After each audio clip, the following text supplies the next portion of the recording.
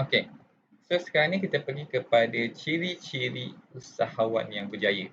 Okey, tadi kita dah tengok. Okey, pada video sebelum tadi kita dah tengok berkaitan dengan apa dipanggil sebagai definisi, apa dipanggil sebagai peniaga, apa dipanggil sebagai usahawan, apa dipanggil sebagai keusahawanan. Okey. Kita tengok kat situ. Apa perbandingan antara usahawan dengan peniaga? Okey, kita tengok. So sekarang ni kita tengok berkaitan video yang kedua ni kita tengok berkaitan dengan ciri-ciri usahawan yang berjaya. So ada 10 ciri usahawan. Kalau kita nak kenal pasti dia lah. Okey, so ada 10 ciri yang perlu kamu tahu. Yang pertama, usahawan ni selalunya bersifat kreatif. So apa dipanggil sebagai kreatif? So kebolehan dia mencipta, menghasil atau mengembangkan sesuatu idea yang baru dan asli. Okey, dia memenuhi kehendak dan keperluan pengguna yang berbeza dan dia melihat sesuatu persekitaran dari pelbagai aspek. Okey, contohnya Chia Wen-sin, produk Green Yard. Okey, so nanti cuba refer apa yang dibuat, apa produk Green Yard ni. Okey, so nanti kita tengok. Yang pertama, dia bersifat kreatif. Yang kedua, dia bersifat inovatif. Usahawan dia bersifat inovatif. Apa dia? Mencipta idea yang baru, dia membawa perubahan yang memberi keuntungan perniagaan, melakukan pelbagai inovasi dalam keluaran yang dihasilkan. Okey, contohnya yang disebut itulah Cheng Jin Z ni. Okey, so itu sifat ataupun ciri yang kedua. Dia inovatif. Okey, yang ketiga, dia bijak mengambil peluang. Okey, mengambil kesempatan yang datang atau dicari untuk direbut. Okey, dan dimanfaatkan bagi mendapatkan hasil atau pulangan yang menguntungkan. Selalunya usahawan ni dia boleh tengok, okey, musim PKP ni dia akan ambil peluang daripada musim PKP untuk dia create satu perniagaan yang baru. Okey, so dia bersifat bijak mengambil peluang, mengambil kesempatan yang datang atau dicari untuk direbut. Okey, selalunya dia bukan pandang sebagai masalah lah. Okey. Yang keempat, dia adalah berwawasan. Okey, berwawasan ni apa? Dia berwawasan serta mempunyai matlamat yang jelas dalam mencapai kejayaan. Mempunyai hala tuju yang menjadi panduan kepada orang lain dan wawasan diisi dengan usaha yang gigih dan realistik. Okey, so sifat yang keempat adalah berwawasan. Yang kelima, dia adalah lokus kawalan dalaman. Ingat lokus.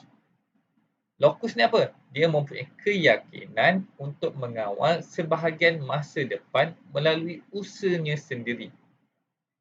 Tahap lokus kawalan yang tinggi membuatkan usahawan berasa yakin dengan keputusan yang dibuatnya.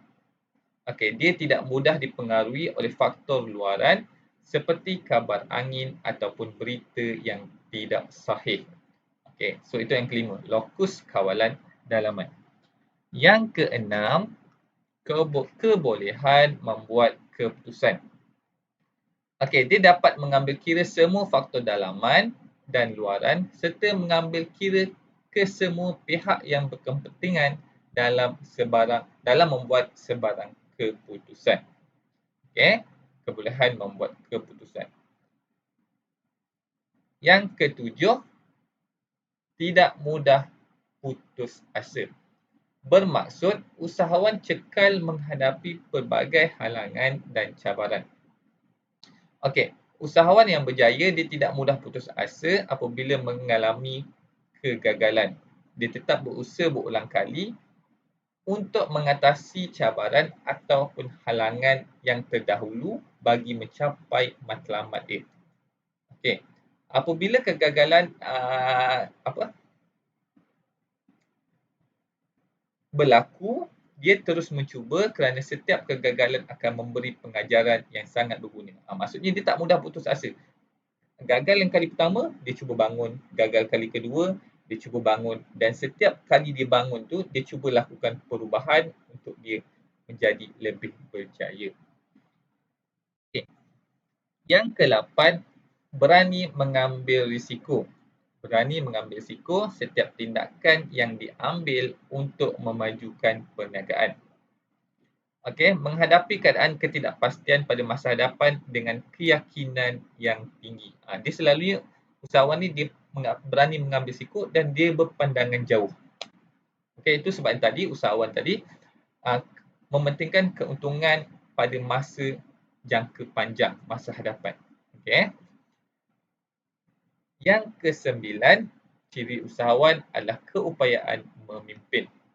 Okey, berkeupayaan untuk memimpin dalam perniagaan dengan berkesan menjadikan peniaga lebih mudah beroperasi. Usahawan mempunyai kemampuan untuk mempengaruhi pekerja bagi mencapai matlamat yang telah ditetapkan. Dan akhir sekali, ciri usahawan adalah berdaya saing. Okey, usahawan sentiasa memikirkan cara menghasilkan produk dan perkhidmatan yang berkualiti. Dia berkemahiran tinggi dan sentiasa mengambil peluang, berinovasi, menawarkan perkhidmatan ataupun produk mengikut kehendak pelanggan. Dia bersifat kompetitif tetapi dia suka berkolaborasi dengan orang lain. So itu adalah 10 ciri-ciri usahawan yang berjaya. So saya ulang balik. Apa dia 10 tadi? Okey, 1 dia kreatif, 2 dia inovatif, yang ketiga bijak merebut peluang, yang keempat berwawasan, yang kelima lokus.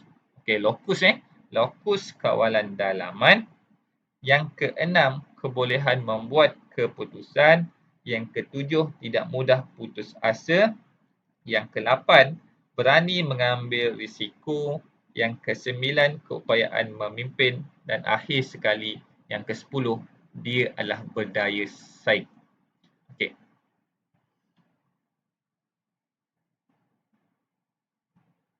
So peranan usahawan, so ada 4 peranan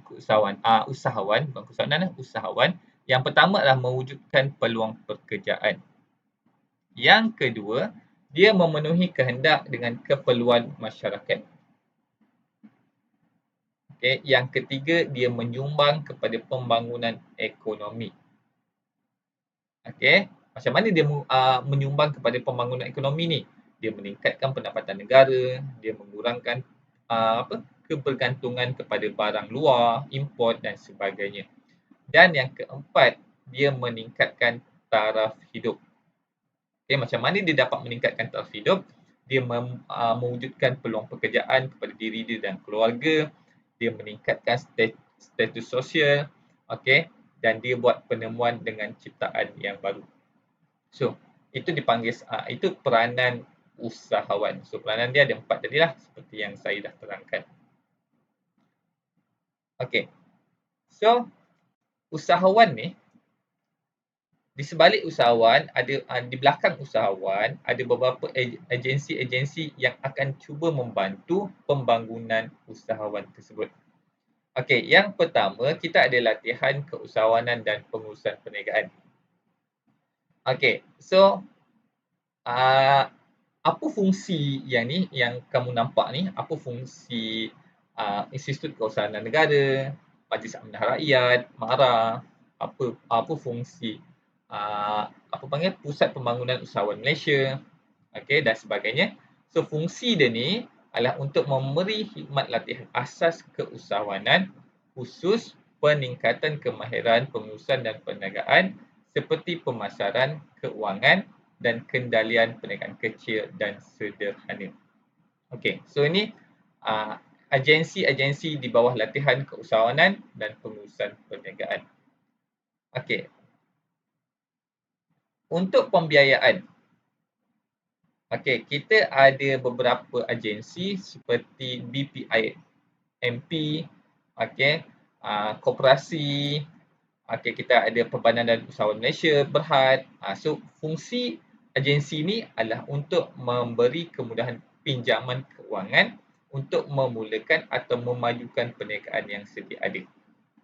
Okey. So itu untuk pembiayaan. Untuk ruang niaga ataupun untuk kemudahan perniagaan. Okey, kita ada bazar mara, kita ada inkubator sirip. Okey. So untuk bahagian pemasaran, okey, kita ada beberapa agensi seperti Pusat Luar Negara, okay, kita ada Fama, okey. So itu adalah agensi yang terlibat dalam pemasaran untuk membantu pembangunan usahawan. Okey, manakala untuk penyelidikan dan pembangunan, okey, pihak-pihak ataupun agensi yang terlibat adalah seperti MALDI, SIRIM, dengan IPTA lah yang akan menjalankan penyelidikan sains dan teknologi, kejuruteraan dan serta pemasaran sebagainya.